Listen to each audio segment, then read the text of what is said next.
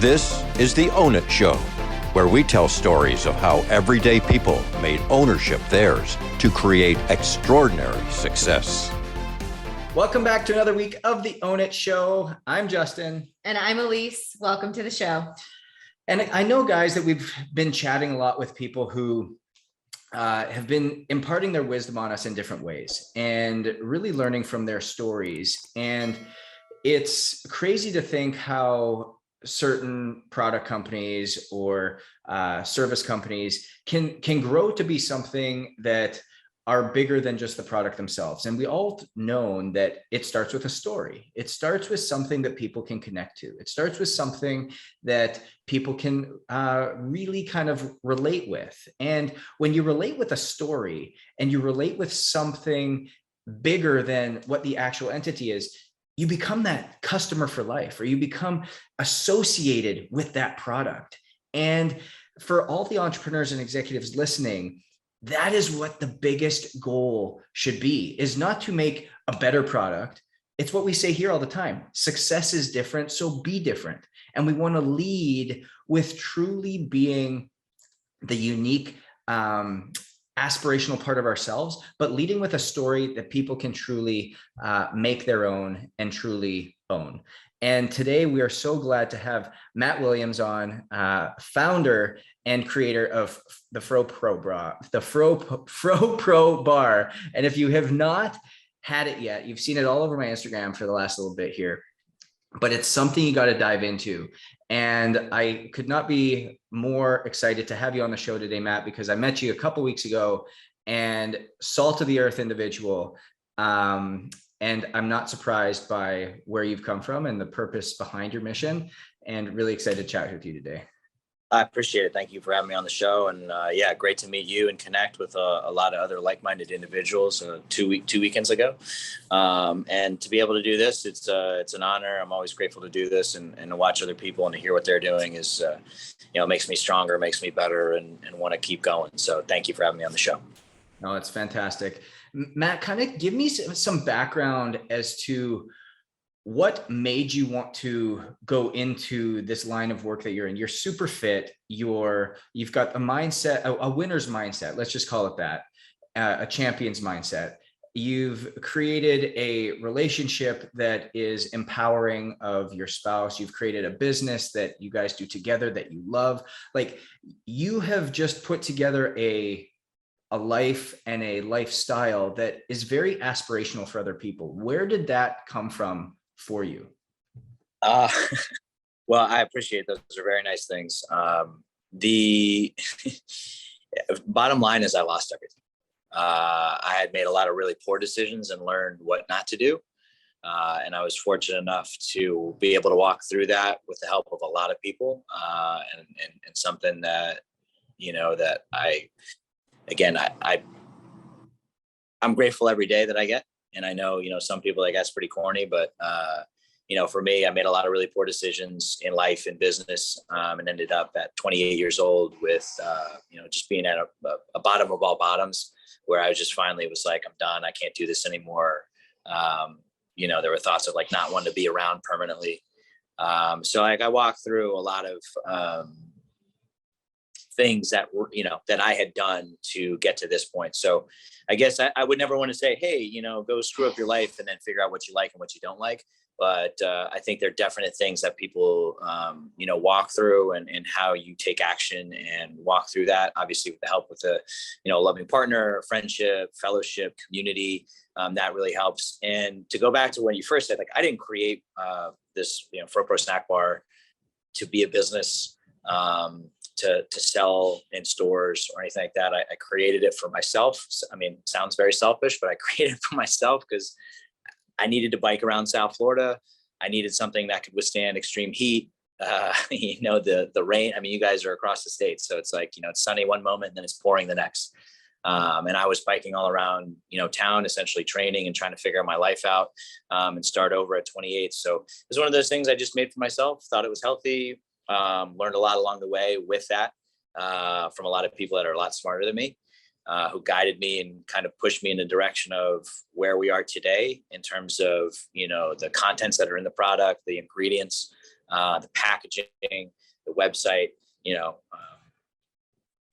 it started in 2011 and it was an idea. And by 2013, I had to, I had to ask someone, I was like, I don't really know what I'm doing. I'm writing things down in a book. I have an account. I have every transaction recorded.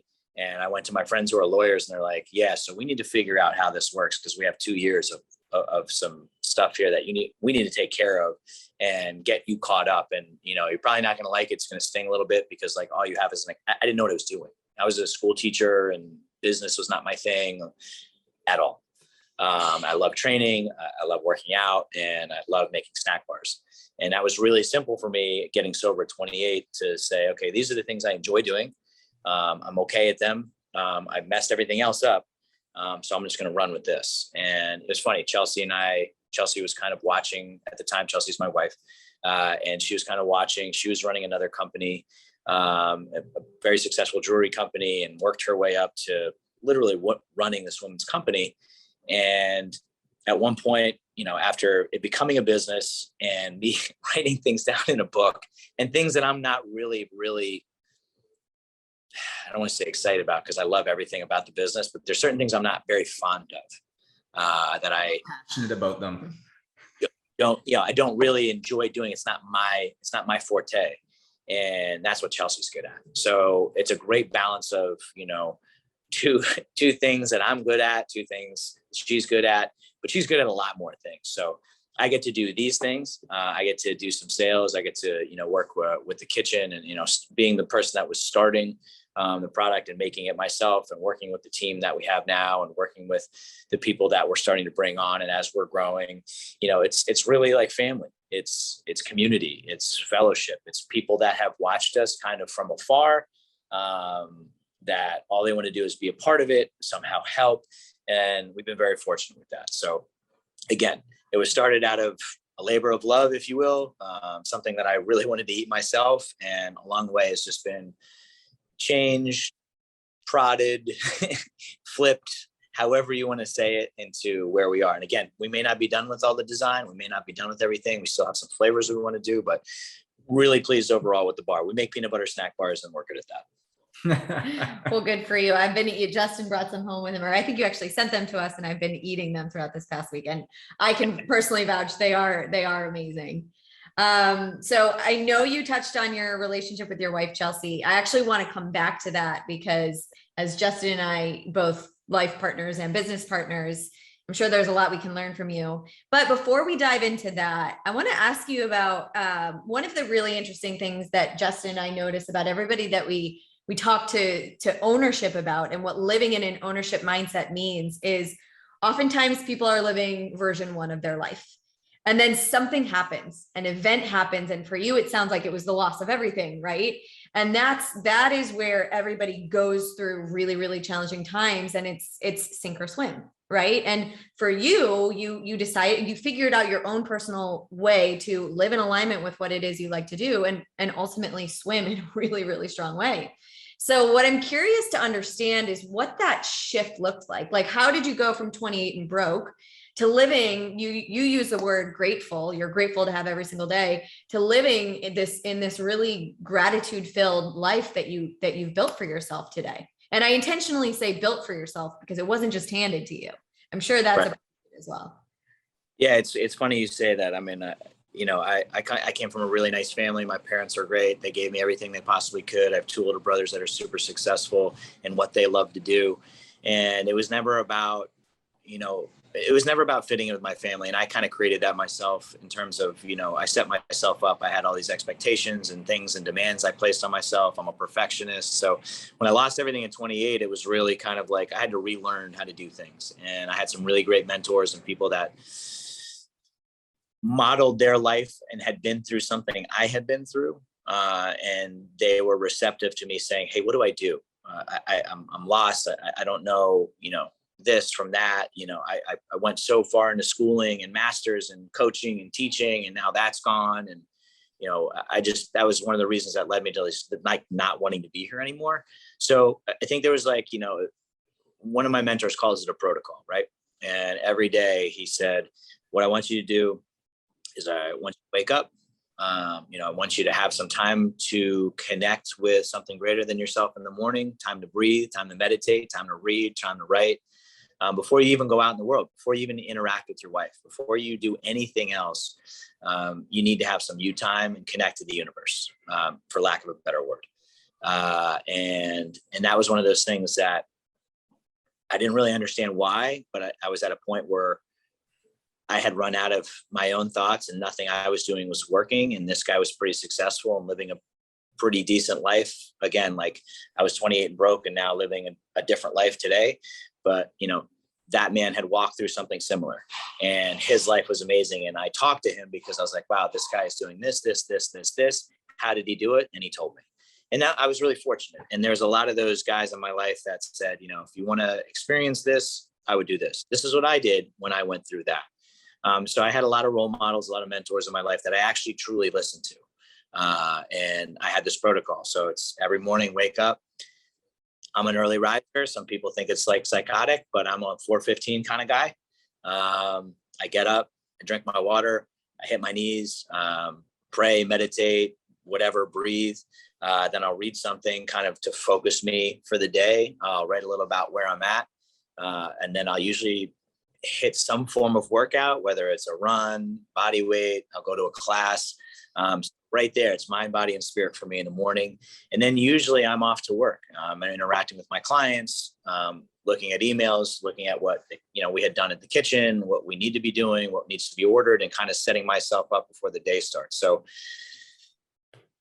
I don't want to say it's like Cliff Notes, but someone gave me the Cliff Notes and was like, here you go. Use it or don't. If you do, life's going to get better. If you don't, you're going to continue to experience the pain you've been experiencing for the last several years. And that's kind of how I ran with that. And I haven't done anything different in the last coming up on 12 years. I just turned 40 and next year I'll be celebrating 12 years of sobriety. So I've just been taking suggestions and listening to what people have said to me and like how they've like given me the opportunity to kind of run with what they've suggested. And there's never been, hey, do this, because I do not respond well to authority, never have. I can listen, but there's usually something in the back of my head that was like, you should shut up because I know better than you. That doesn't exist anymore. If someone provides me a suggestion or positive feedback or a critical assessment, if I'm really messing up, I can listen to it and understand. And usually the critical assessment comes from my significant other. She notices that I may be a little out of sorts or I'm not engaged in the things that I normally am and responding the way I normally should, or I shouldn't say should, normally do. So again, I think a protocol, I think a routine, a ritual is very important for successful people. I mean, I've read haven't read all the major books of how people do things, but a lot of them have a routine in the morning and how they handle business and how they approach their day before they have to interact with another human being. And for me, it includes all those things that I've listed before. Yeah. And I love how you pull in mind, body, spirit, because it's something both Justin and I practice religiously. We share it in our own community. We talk about it with clients, and it's so important to practice that for a lot of people first thing. And that's where we've seen a lot of our clients shift as well, is in the practice and bringing together. Everybody will have their own version. For you, it's at 4:15 a.m. For me, it's at 7 a.m. I'm not quite that early, but it's amazing that you brought it up because it's something that we practice quite often. I think I want to come back to even like, congratulations on coming up to 12 years sober. It's amazing. And I was listening to, we've got Ryan Mickler coming on the podcast in a couple of weeks, and the big thing that he talks about all the time is red flags and green flags. And red flags being something that comes up saying, hey, you know what, I'm going down a road that I should not be going down. And he talks it in terms of of masculinity and manhood, versus the green flags of these are the things that are going well in my life. And so from what you kind of just put forward, the ritual or the morning routine, the protocol that you kind of went over, are kind of those green flags that when things are going well, that's kind of where we're going, that's what we're leading to. What for you, if you were to reflect back and really be aware of kind of those red flags in your life that kind of put you in that opposite direction, What were those that you can maybe share some light on? I think, the red flags are few and far between these days, but thinking back to earlier, you know, I was starting over. So the basics, I lost my ability to drive. I lost my ability to do certain things that were very, very important for, day-to-day living, that like one would be like, wow, you lost the ability to do that. And that was because I couldn't really finish what I started, if that makes sense. And when you can't finish what you start, it really, really looks like a dire situation, right? Like let's just say you have a red flag, and if I'm by myself, it's like I'm trying to figure out by myself. Normally I'm surrounded by, like, if you have a red flag in your life, I'm sure she says, hey, red flag here. Yeah. Like, what's going on? So like I've had accountability, and I surrounded myself with people that could call me out on that if I wasn't aware. I was having this conversation with a buddy of mine today about being aware of certain things. So for my awareness and the things that, in the beginning, I would call someone and I'd say, hey, this is this is the idea I have. This is how I feel about this. What do you think? And it usually was like, that's terrible. That's not right. Or, hey, why don't you think about it or look at it this way? So my perception would be off, and I had no problem reaching out to talk about it. I stopped trying to figure out things on my own 12 years ago. Yep. I guess, because my own thinking got me to where I was, and that was a really, really bad place. So like anytime those red flags would come up, or today, it's like aware. If I feel uncomfortable, or if I feel like, let's just say you and I had a conversation and it didn't go, maybe I had an expectation of the outcome of that conversation, or I said something that may have been off, it would weigh on me. And rather than try and figure it out, I would call you and be like, hey man, so we had this conversation. I don't know if you read into this, but this is how I feel about it.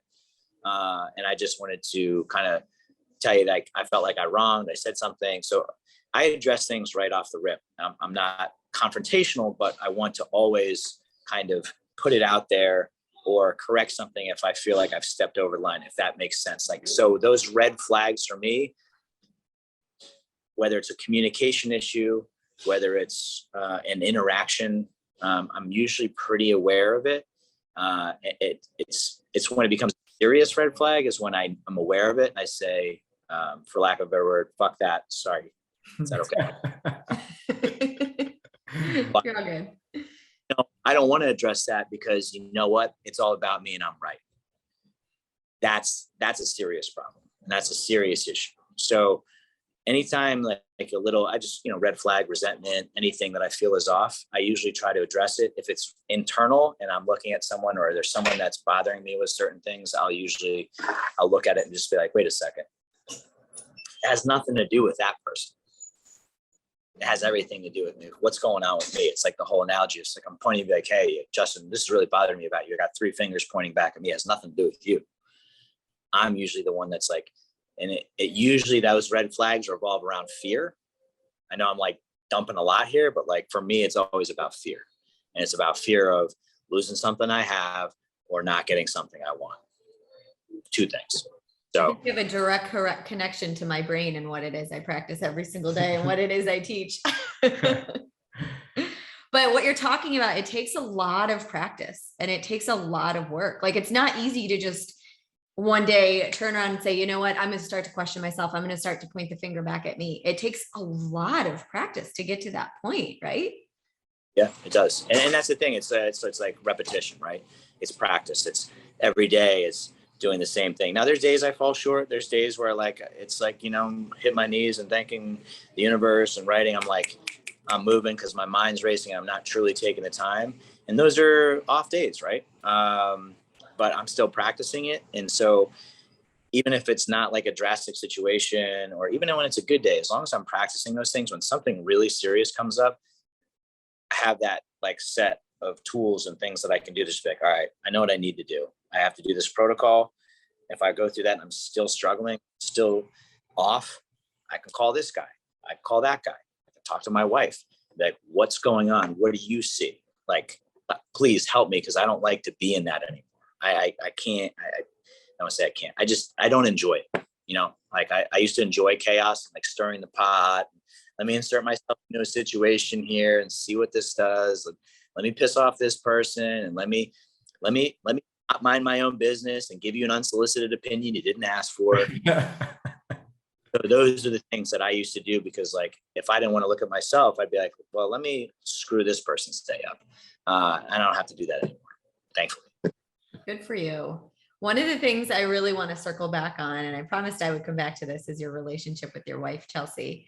So I personally love talking to other people who are in a very similar situation. As Justin and myself, I feel like they're unicorns out there, because most couples don't actively decide to do life together and do business together. So I'd love if you could dive into your relationship and talk about how you guys balance business and life. Practice. Yeah, it's interesting. You know, love languages. I don't know if you guys talk about that ever. Absolutely. Oh yeah, big time. I'm a physical touch, and not, you know, like, I love intimacy, but it's the, you know, a simple hug or kiss for me, like, sets my day right. That's not her love language. Her love language is acts of service and somehow feed her at any point in time.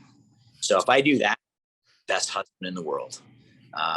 But that's not my love language. So I have to work at that. So our communication is this has been the most honest relationship I've ever been in. You know, I've had just, you know, nothing but like open and honesty with her since I got sober. And even from the beginning, where I told her, I was like, run the other way. She was younger than me. She's younger than me. She is younger than me. She's aged faster than you have. I just said, you know, I'm about to walk through a lot of things, and like, I don't know if you're ready for that. So we had just started dating when this all happened. And I told her, I was like, you know, get out of here. Cause like, I don't want to ruin your life. You're beautiful. You're young, you're smart, you're talented, you're hardworking. And like, I just fucked my life up. And, you know, she stuck around, and she believed in me and pushed me and challenged me, to the point of, you know, it's really awesome. But like, working together, you know, there's some things like, we just kind of have that look of like, hey, if you're frustrated, you're not frustrated with me, you're frustrated with the situation that we're dealing with. So like, let's remember how we're communicating with each other. If you're going to bark at me, I'm not going to respond very well. You know, celebrating, you know, one of the things we struggle with is celebrating those small wins, right? And certain things that we're excited about. Cause like, sometimes I'll sit here, hopefully when you guys visit, you know, I sit on a road here that 11 years ago, when I was getting driven home from jail, I was like, I'm probably going to kill myself right on this road. And that's like a crazy reminder to walk in and out of for the last couple of years, because we only got this place in 2018 and like had been building for 7 years prior. So to be here and to kind of, she grew up here. So where our business is kind of like, you have a legitimate business. I mean, anywhere you have a business is a legitimate business, but like for her, it's like, my business is on this road, kind of like in this district of like, these are where businesses are. So it's like kind of it's like a cool thing, but it's easy to forget it. You know, it's easy to be like, hey, you know, we talked a little bit, I think over the last 2 weekends ago, what's next? What are we doing? And not just being like, hey, this is really awesome. This is pretty cool. Let's celebrate this and remember that like, we started with nothing and we're here. Thank God, thank the universe. And like, wow. And then, but like, keep going. Does that make sense? Completely. Absolutely. It makes total sense. And it's something that Elise and I know we have to even focus a little bit more on, is celebrating those wins. Cause you trudge through difficult times, you trudge through the challenges, and you're always there to support one another. But it's like in a lot of high performing people, and I'm sure a lot of listeners can relate to this, is, okay, great, we accomplished this. Kate, what's next? Kate, what's next? What's next? And you're constantly taking on new challenges, new growth, new expansion, new whatever's next on that mountain. Yeah. And you never really look back and go, man, look at the mountains that we've climbed. Look at where we are. and appreciate that. So it's something that is taken really close to heart. And I want to transition a little bit here over to the business side. And we often sit here, again, something that I know I've brought up already is that success is different. So we have to be different. And there's two things that I want to touch on. One is what you're doing from the event you did this past weekend, where you're supporting people in the community that are also sober, and what you have done there. And then I want to come back to just what you did from a marketing side, because there's a lot of listeners that when they come into, well, I don't know how to get clients, I don't know how to get customers, I don't know how to make people know, like, and trust me. How do you do that? You've laid an amazing example. So I want to touch on first what you're doing in the community, because this is a way in which people can, what I started with, how you relate to a story and the story that goes behind it and how you serve. So can you touch a little bit on what you do with these events, like you did over this past weekend? Yeah, no, I mean, the temperance training fundraiser started by two buddies of mine, and they opened up. The guy that owns the gym, they said, hey, listen, what are the downtimes? How do we help this community? And they said, listen, there's no one here from 1 to 3 really. So, that's your window, go for it, give it all you got. And it started out with like a couple dudes, people that were just kind of getting their stuff together. And at 1 o'clock, people are coming out, and, some people have never worked out before. Some people just got out of a detox. Some people just got out of a treatment program.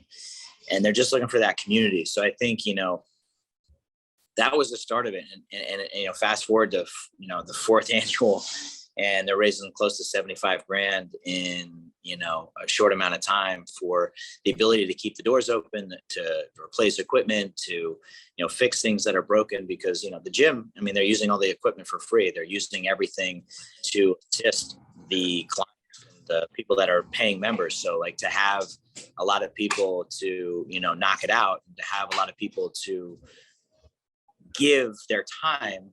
Eventually they said, hey, we gotta, some of these people came through and like turned into coaches and turned into trainers. And they said, we gotta, they've been given their time. We got to send them to get their L1 and their L2 and their CrossFit certifications, and send them to be a trainer.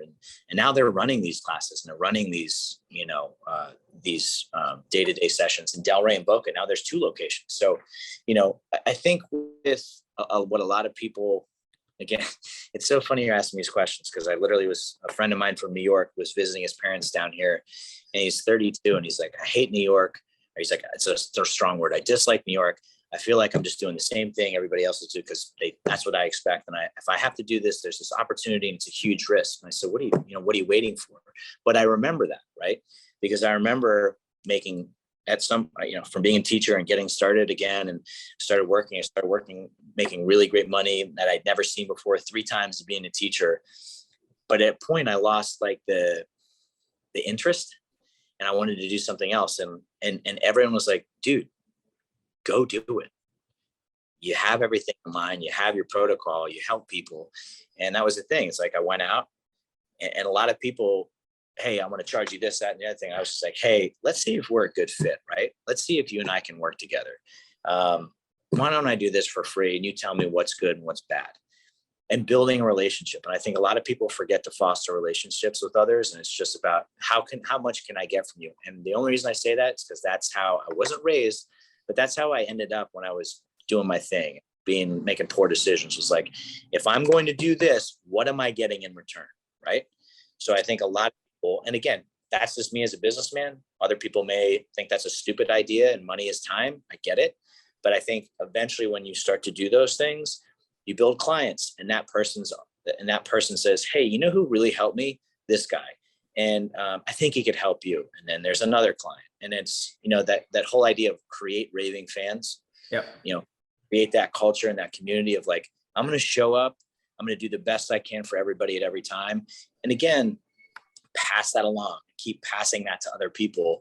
So the community just becomes larger and larger. And it really makes a statement. Like, what happened this weekend was incredible. I was just excited to MC it and have fun, and have one of my good buddies who hurt his back, who normally competes wanted to be involved. I was like, dude, why don't you co-host this with me? You used to host Dirty Bingo back in the day. So like, why don't we just have fun with this? And when everybody knows each other and we're pulling people from Daytona and all different parts of Florida, people are flying in from out of town to compete, to fundraise.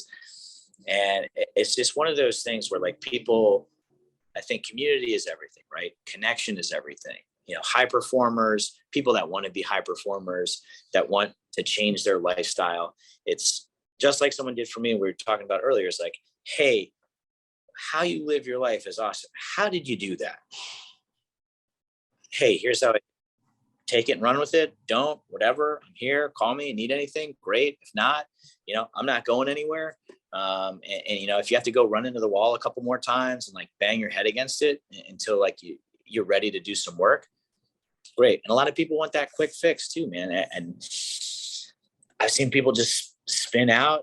And for me, I have a deep faith in, like, I've had naysayers be like, dude, refrigerated snack bar, that's the dumbest thing I've ever heard. And I'm like, oh, okay. And then all of a sudden Perfect Bar came out. And I was like, oh, are those people stupid? They just sold for, I think, $500 million. They're dumb, huh? You know, like I always had this belief in that what I was doing, whether it's making delicious peanut butter snack bars, training people to be a better version of themselves, to stay healthy for whatever reason. If I'm here to serve and provide a service base, because I took for so long and I was a taker, and you just give with no motive or expectation, it leads to some pretty awesome things happening. And I think I'm very blessed to have that same mindset with a lot of people that are down here, if that makes sense. Completely. And we often talk about the way in which the world tells us to garner influence, and that we want influence. That's what we want to create. And we might then create or take on some type of responsibility for that. And then at the very end, we might build a relationship or two. But when we flip that around and we start with building relationships, and from there we take on responsibility from those people that we create relationships of, influence is all of a sudden given to us. And that's something that we have to earn. And it goes right back to your story, and in creating community and creating relationships, deep relationships, meaningful relationships that people will be able to remember. And ultimately, everything that you want does come back to you in the end. But it's changing your mindset of how you approach it. And I'm even going to give you this example for all the listeners out there, because when I met Matt in Austin, didn't give him my address, didn't do anything. But a week later, I all of a sudden get a package in the mail, and it has this handwritten note in it. I still got a copy of it. It says, Justin, great to connect and compete this weekend. Looking forward to golf and supporting each other in the future. Enjoy the snacks and have a great holiday season. Be well, Matt. And that's literally what I got, was a box of assortment of his bars. And Elise and I have been crushing them all week. And you've been crushing them. And I've been eating whatever's left over.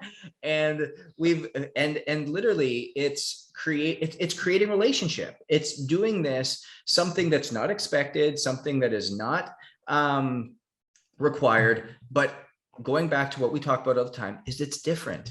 Being different. Success is different. Success is not handed to you. Success is earned, and you do it by being different. And so I want to commend you, Matt, because it's amazing to see where you've come, the type of man you are, the way you lead from the front, the way you're willing to be different to ultimately create that success for yourself. I appreciate that. Thank you. So we want to ask you our favorite question. This is something our listeners always love to hear, is in a phrase or a word, what would you say is your definition of ownership? I'm in the effort business. As long as I show up, put forth maximum effort, and I wish I could say I came up with that, but someone told me that at the very beginning of getting my stuff together. It's like, hey man, you're in the effort business. All you can do is wake up, give it 100% effort in everything you do. And if you can get home at night and put your head on the pillow and said, man, I gave it 100%. That's all that matters. Right. And, I try to live by that. The buck stops with me. There's no pointing fingers. If something happens at the gym, if something happens in the kitchen, if something happens, It's not anyone else's fault but mine. And, I don't beat myself up. I try not to.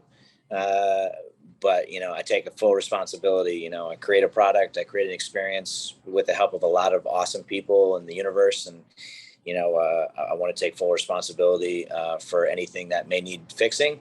But at the same time, I don't take credit for the good or the bad. I was told that as well. I don't know. I know it's like throwing a couple answers at you, but if you follow Tony Robbins, right? You ever listen to him when he says, if you're going to take credit for the good, make sure you take credit for the bad, or just don't take credit for anything and thank God that you're here. I love that. And, effort business for me is how I define ownership. It's like, if you're not putting 100% effort, don't expect anything in return. Don't expect results. Just sit there and just be like, why is this happening? Hopefully, if you have a successful partner or people around you, they'll be like, this is why this is working. Is because you're not doing the deal. Matt, where can people find you? Where can people get exposed to you, not only as a person, but also as a business, and basically get Pro bars?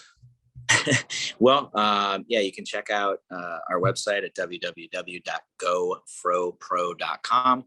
We do have a sale coming up for Black Friday, Cyber Monday, which is pretty exciting. A lot of deep discounts. Always good for new subscribers. You can find me on Instagram at GoFroPro, GoFropro. My personal, if you want to connect with me, it's kind of sounds weird, but it's MWAR Williams. It's MWAR Williams, WILLIAMS. That is my name on Instagram, and then Facebook, LinkedIn, any of those. I did have a Twitter account. It's still there, but and I also throw this out there too. If you want to reach out to me personally, if you know someone that's struggling or needs help, you can call my cell 914-772-6343.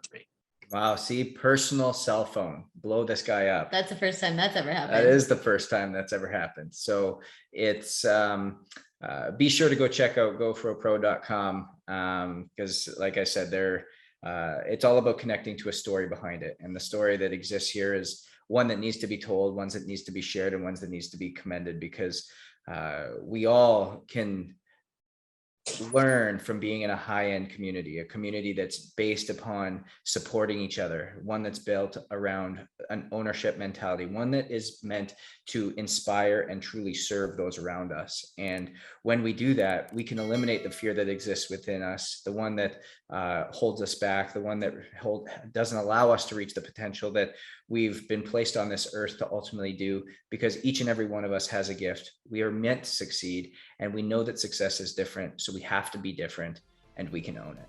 We'll see you next week.